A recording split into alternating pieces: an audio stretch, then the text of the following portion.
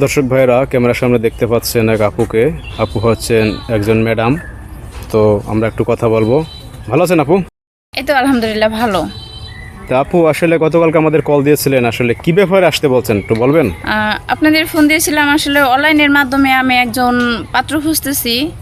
আচ্ছা, আপনি তো একজন স্কুল টিচার তাই না? হ্যাঁ। তা আপনি এই যে অনলাইনে পাত্র খুঁজতে আসলেন কেন? আপনি দেখতে অনেক সুন্দরী, স্মার্ট। না সুন্দর স্মার্ট ঠিক আছে, বাট আমার ওইভাবে মানে কেউ নাই তো আপনজন, আমার ফ্যামিলি নাই, বাবা মা মানে নাই, ফ্যামিলি বলতে আত্মীয়স্বজন আপনার নাই। আব্বা মা নাই? না কেউ নাই, আমি একা তো, তাই ওইভাবে মানে যারা আছে আত্মীয় স্বজন ওইভাবে আমার দিকে ফোকাসটা দেয় না।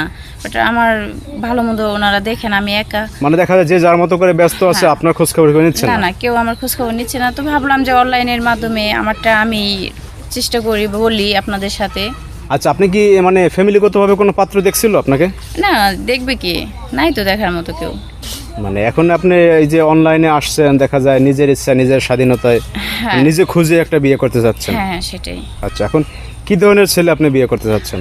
এটা দেশের হোক বা প্রবাসী হোক কোনো সমস্যা নাই, বাট 100% মনের দিক থেকে ভালো থাকতে হবে, কারণ যেহেতু আমার কোনো আপনজন নাই।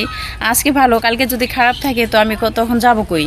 তো অবশ্যই মন মানসিকতা, মন মাইন্ড 100% ভালো থাকতে হইব, যে আপনাকে বুঝবে, দেখে শুনে রাখবে, আপনার চাকরিকে প্রাধান্য দেবে। আর চাকরিটা আমি করব, চাকরি ছাড়বো না। অনেক আছে বিয়ের পর বলে যে তোমার চাকরি করা যাবে না। না না চাকরিটা করবো, কারণ আমার চাকরিটা এত ভালো। তো আমি এর অন্য কোনো চাকরি করতেছি না, বাট কাজ করতেছি না যেটা মান সম্মান মাইন্ডে লাগবো, ভালো একটা কাজ।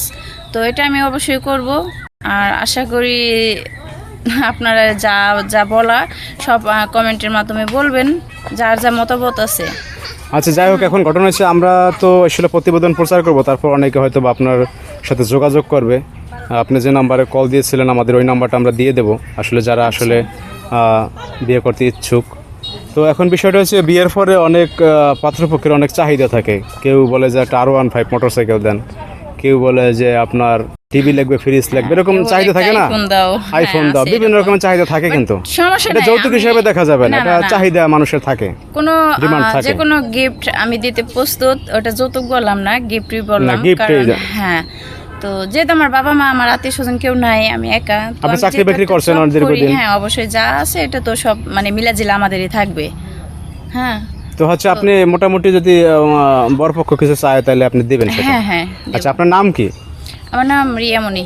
রিয়ামণি, আচ্ছা। যাই হোক রিয়ামণি আপু, বিষয়টা হচ্ছে যে আমরা তো পুরো ঘটনাটা আপনি বললেন, আর আমরা এটা প্রচার করব। এখান থেকে হয়তো অনেকে নক দেবে, তো আপনার নাম্বারটা আমরা দিয়ে দেবো, অনেক ফোন দিলে কথা বলেন, কেমন?